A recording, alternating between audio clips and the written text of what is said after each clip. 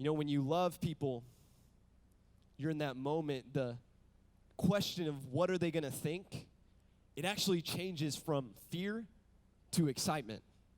I need you to go with me on this.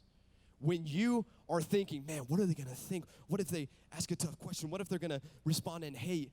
When you let the love of Christ flow through you and that becomes greater than your fear of what could happen, what starts to go on in your mind is you're like, dude, what if this is the time?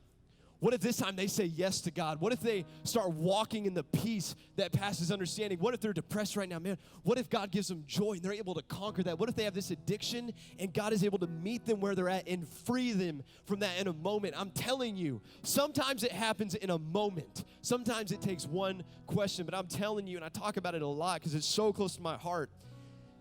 Y'all, my brothers and my dad, they're taking the long road to this thing. And I wake up every day thinking that maybe this is the week where I'm going to get that phone call, or maybe this is the holiday when I go home for a vacation, that literally they're going to be ready to say yes to Jesus. I talk about it a lot because it's so vivid in my mind. I'm telling you, I can see them literally raising their hands in worship to God for the first time. I can literally see them being water baptized, and literally I might have the privilege of baptizing them to mark this public declaration of their faith. And I'm telling you, you got to ask God who he wants to put in that place in your heart. Who's the person when we're talking about in blank as it is in heaven, that name pops up in your mind.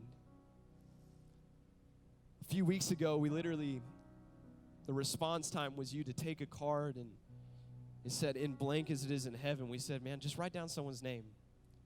Who's someone that you're believing, that you're praying, you're doing everything possible to see them have their name written in the book of life, that they would receive this gift of eternity. And the reason I brought it up on stage this week is just to remind you, God spoke. It may not happen in a moment, but God's called you to pray for these people. They need you. They need God. And I'm telling you, the more you let God's love fill your heart, that fear is cast out and you can be bold like never before. You know, next week is one night. And when we're calling it one night, it's a very simple thing to remember. It's bring one night. Just one person. One person that you think, man, if this person could experience the love of God, it would change their whole life.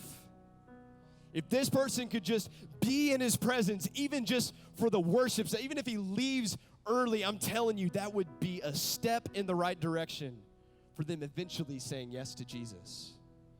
It's just bring one night. And perhaps God's calling you to give someone the opportunity to say yes.